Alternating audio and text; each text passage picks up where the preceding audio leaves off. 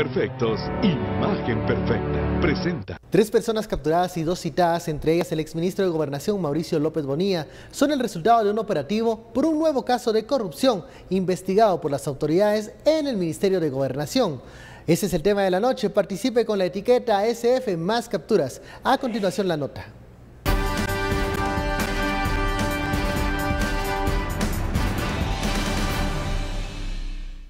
El Ministerio Público dio a conocer otro caso de corrupción en el gobierno del Partido Patriota. Esta vez se dio en el Ministerio de Gobernación e involucra a el exfuncionario Mauricio López Bonilla, ya capturado. El Ministerio Público dio los detalles. Se detectaron anomalías en cuanto a la modalidad de la contratación utilizada para el arrendamiento con opción a compra de un equipo tipo appliance con tecnología para la aplicación, gestión y análisis de recursos de gobierno y la automatización de procesos de gestión institucional. Los indicados en prisión: Héctor Mauricio López Bonilla, Manfredo Vinicio Pacheco Consuegra, ex segundo viceministro de Gobernación. De los aprehendidos tenemos a Raúl Arturo Valdés Castillo, es director de DISAF, así como Cintia Lisbeth Villatoro, ex asesora,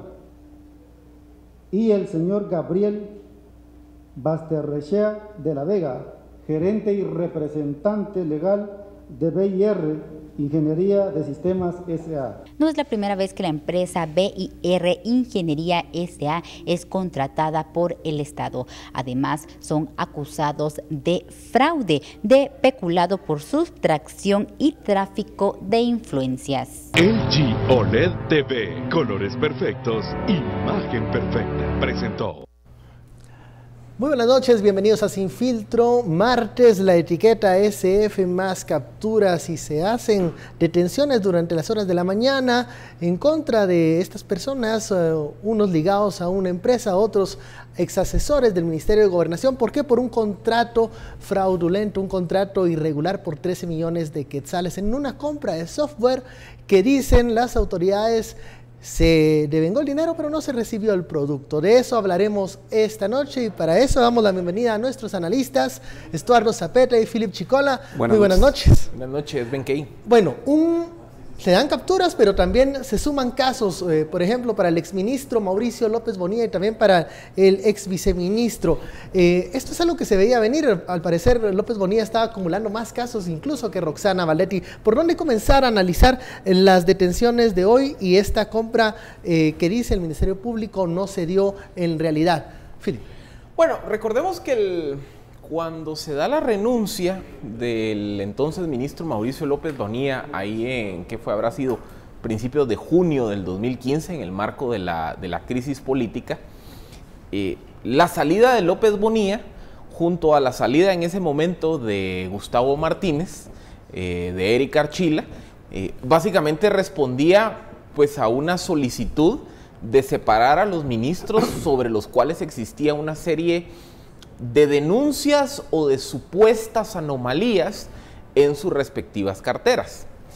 En el caso de López Bonilla, digamos que la avalancha tardó en venir, porque en el caso de López Bonilla vimos que el primer caso que se presenta en su contra es en el marco de cooptación del Estado, que se le acusa por el delito de lavado de dinero y asociación ilícita en el marco del proceso de la cooperacha, o sea, de haber dado recursos para compra de dádivas y de bienes en favor del presidente Pérez Molina y de la ex vicepresidenta Valdetti.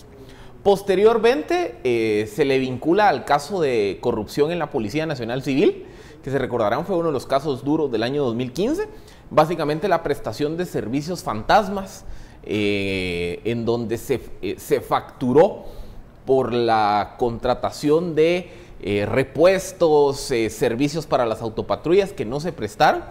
En la segunda fase de esa investigación se llegó a identificar que López Bonilla podría estar vinculado a esa estructura. Y luego también hubo un tercer caso, que ese se presentó, si no estoy mal, a principios de este año, en donde se le señala precisamente de anomalías en el arrendamiento y adquisición de vehículos blindados para el sistema penitenciario. Esos, digamos que eran los 3 casos que ya pesaban sobre López Bonilla.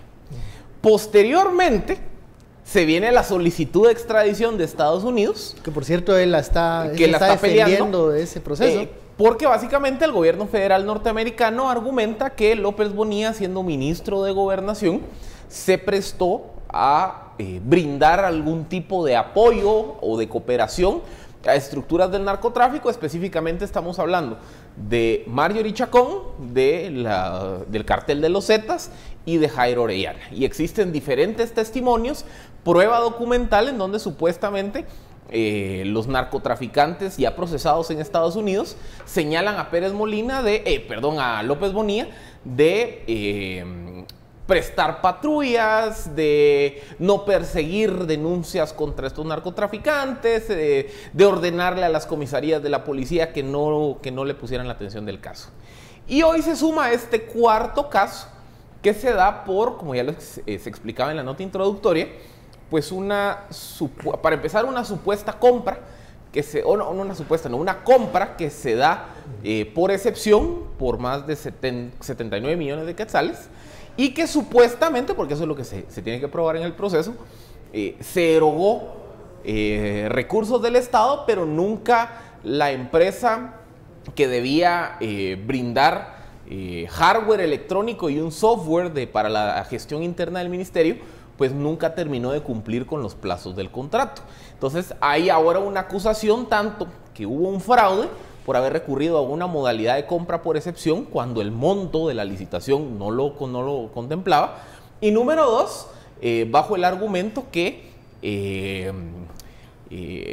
hubo también aquí peculado porque se pagó por un servicio que al final del día no se terminó prestando. Estuardo, las líneas que hay que poner atención de estas capturas que se dieron en la mañana. Bueno, las líneas que hay datos bien curiosos en este caso.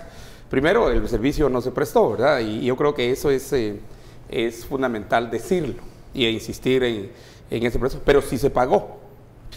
Y yo creo que cuando uno revisa mucho de los procesos de licitación que se dan en los diferentes ministerios, uno se va a percatar que en comunicaciones se encuentran unos dragados que no se hicieron, y hay muchos que no se puede regresar y verificar, ¿ya? Por ejemplo, para poner un ejemplo, si usted quiere simple pero millonario, compra de uniformes, por ejemplo, ¿verdad?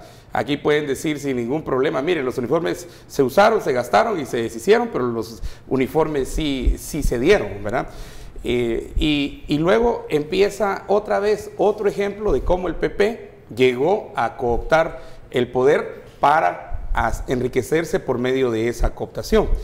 Aquí este es otro ejemplo y vamos a ver muchos más de cómo el PP entra entonces al gobierno y ya en el gobierno se acomoda de manera tal hasta arriba que empieza entonces a hacer una especie de ¿qué te diría yo? De sangrado, ¿verdad? De los recursos por medio de reparación de patrullas, ahí hay comida, contratos de comida, hay muchos casos. El Ministerio de Gobernación no es el único caso, eso no conocemos ahorita, pero hay muchos casos en los que no se puede regresar compra de armas. Estaba el caso de los chalecos, estaba el caso de las pistolas, bueno, miren, es una serie de casos que tenemos.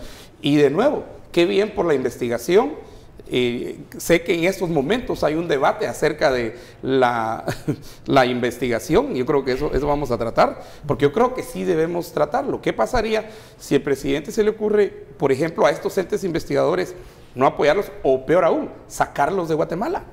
O simple y sencillamente cortar cualquier relación con ellos. Esa es una pregunta que teníamos hipotéticamente, primero con Felipe, pero también la teníamos con Daniel, y la hemos discutido en cierto momento aquí, pero no sabíamos que podría ser una realidad que cada vez va llegando más y más a ser una posibilidad.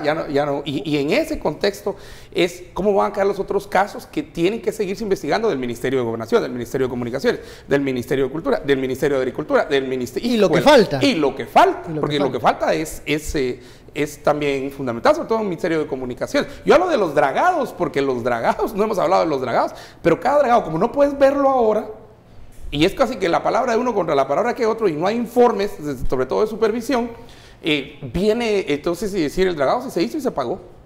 Pruébeme que no se hizo. Claro, hay preocupaciones por un lado de que el Ministerio Público pueda absorber todos estos casos que siguen saliendo, porque se siguen dando investigaciones y se siguen dando detenciones y capturas, y también otra preocupación es eso, lo que mencionaba Estuardo, los procesos pues se han ido dilatando, se han alargado por cuestiones, acciones legales, por incluso recursos que se pueden presentar en las distintas etapas procesales. Pero ¿qué pasaría en estos momentos si se solicita un recambio de las personas que lideran estos equipos? Eso es una situación, un escenario que ya lo hemos discutido acá cuando en Corrillos de Palacios comienzan a sonar estos rumores de una insistencia por declarar non grato, por ejemplo, al jefe de la CICIG.